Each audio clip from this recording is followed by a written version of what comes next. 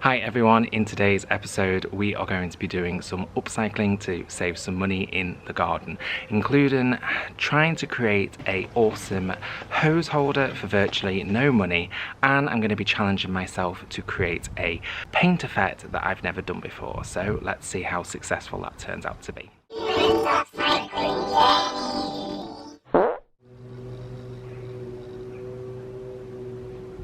My next little project for today is over here. So Mike's not actually cut the grass, but we had this bird feeder.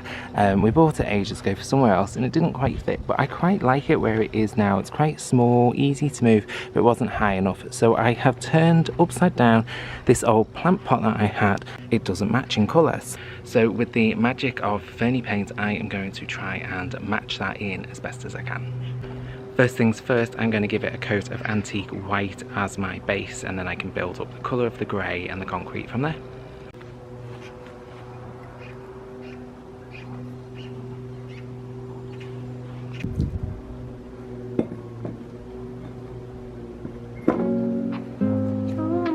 I was trying to save the water, but it's all ended up on the floor. I'm just going to raise it off the floor with two little bits of wood. Soft strokes on canvas, colors blend, lost in the moment where time suspends.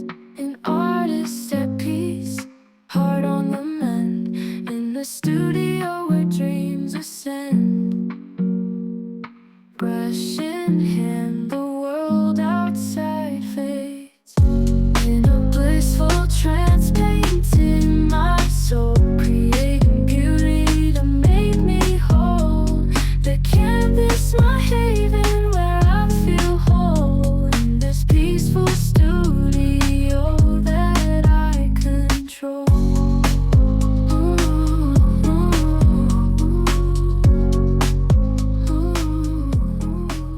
So I've had a good look at this concrete, and the concrete has age. You can see in different places it's different shades, but what I can generally see is a couple of colours. So obviously there's the grey. The grey is only very light and it's not really a true grey. So for that I'm going to use Fernie paint in the colour Concreate.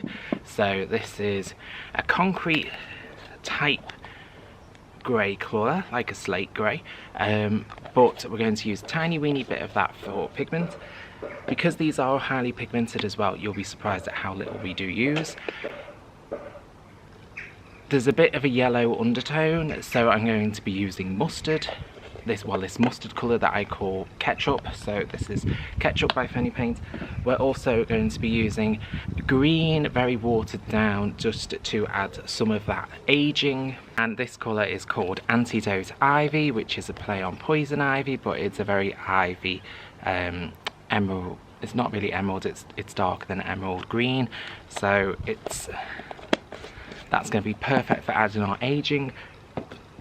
And then I've got milk chocolate as well. So this is our brown, and this is going to be great for just adding a little bit onto the final finish, just to bring it all together. And then I've got a spray bottle filled with water. And I've got myself a nice, fluffy, big, thick old nylon brush, so it's nice and bouncy. So first I'm just going to give it a quick spray with some clean water. I'm going to spray my brush as well, just a bit.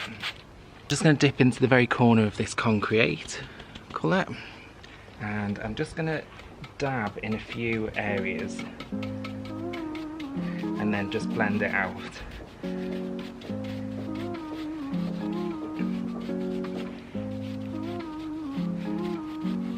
And the water has reactivated the white paint a bit, which is great.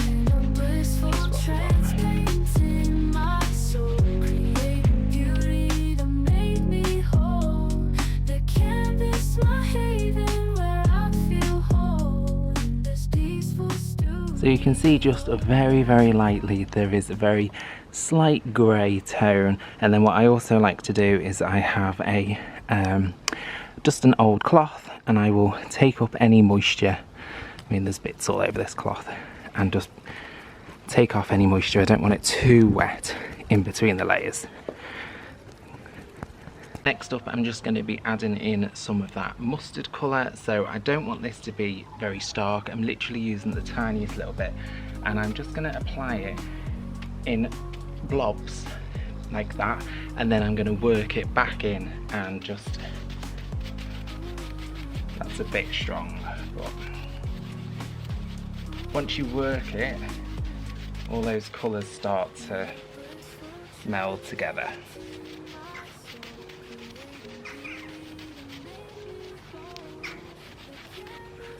I'm an artist, darling, didn't you know? I'm going to leave it to dry at that stage, but in the meantime I've got another little upcycle job to get on with. Is that the best piece of wood you've ever stretched on? Another super easy upcycle I'm going to do is to make a hose hanger. We need one, we haven't got one, and when I looked online they're crazy expensive. So I came up with a different idea. I just need something to be able to put the hose on top. So why not take an old IKEA enamel plant pot and give it some new life. You could do this with any plant pot. You could do it with a terracotta one, or anything that you think might be repurposed. I've just got to pop 2 holes in the bottom of this so that I can put some screws through.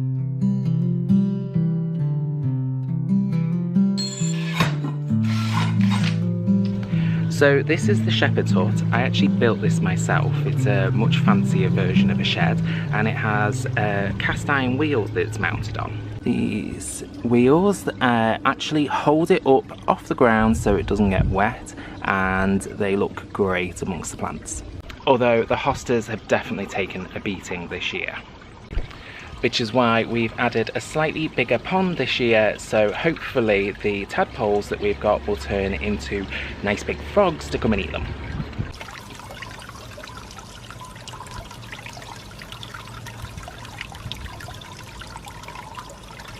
The tadpoles are just at that stage now where they're starting to grow legs, and apparently you're supposed to feed tadpoles, so we've been giving them off ends of cucumber and tomatoes, and they've been really liking that.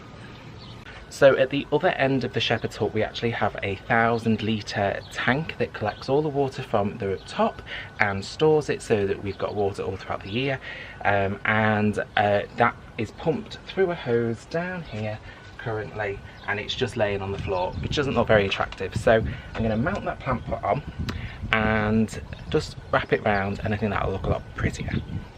First I'm going to have to move this plant though, just to make some space.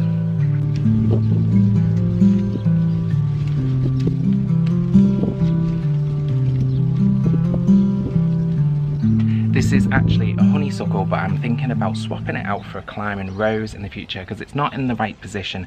It's not really flowering, so I think it is growing fine, but a rose might just be better.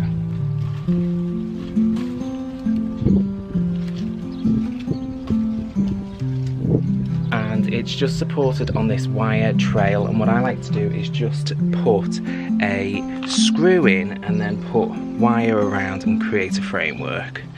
And once the plants are all covered, you can't even tell. Walking through the fields, so green and free, with the sheep and cows under the big oak tree. The sun shining bright, a gentle breeze blowing. This is where I belong, my heart is glowing. Living in the countryside where my soul finds peace. It might not be for everybody, but I think it looks 10 times better, and I'm really pleased with it, especially for free, and I'd much rather be using what I've already got than spending £20 or more on a hose holder. Living in the countryside where life is slow, I wouldn't trade this feeling for anything I know. Let me know what you think about this project down in the comments box below. He's guarding that because you will pinch it, won't you? You will pinch it. So I'm going to go back in with that concrete and just add a bit more grey back in.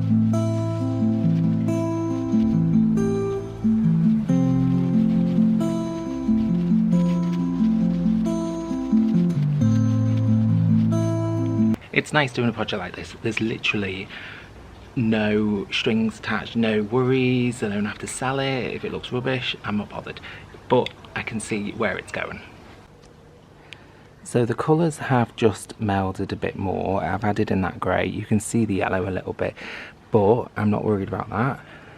It's definitely looking close to the original. So next up, I think it's the most important stage, which is the aging. The aging is where the best is.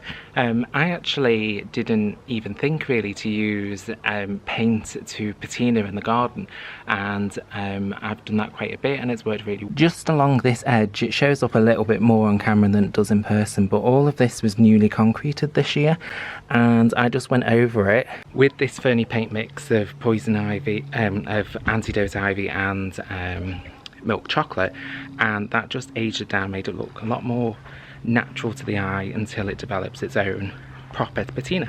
I want literally a teeny dab of antidote ivy and a teeny dab of milk chocolate, and then dot them on, spray them down.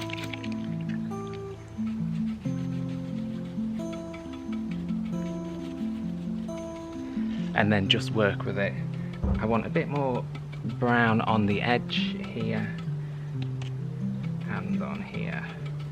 And for this, I'm just stippling the brush on top. And it's turned into party games with cars while I'm doing this. Every car's gone past and everyone wants to hop in and out of their car as I'm trying to do this. So, get near cars. Sorry.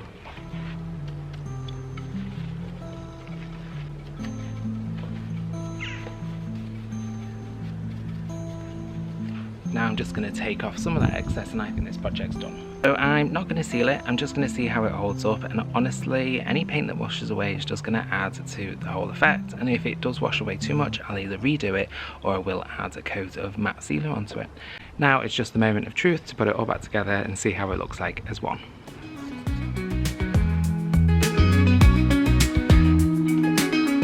Let the sun hit my face in this tranquil space, basking in its glow, letting all worries go. Walking in the garden where happiness does blend with every place I tend. Okay, so I'm just in the garden and I thought I'd ask Mike what he really thinks about the paint finishes. The bird bath, it just looks like it's solid concrete. It's really effective. I think I'd call that a thumbs up. So it's been about a week since I finished this project and the Ferny paint is holding up absolutely fine. It's not washed off, it's hardened nicely, it's really sticking on there, and it looks definitely like concrete. Let me know what you think about this upcycle down in the comment box below. I hope you enjoyed how these projects came out. If you did, don't forget to hit up that subscribe button if you're not already, and if you'd like to see some more unique projects from me, I'll leave some other videos floating around here. Thanks. Kieran's on a mission, upcycling everything he sees, turning trash into treasure with his creativity.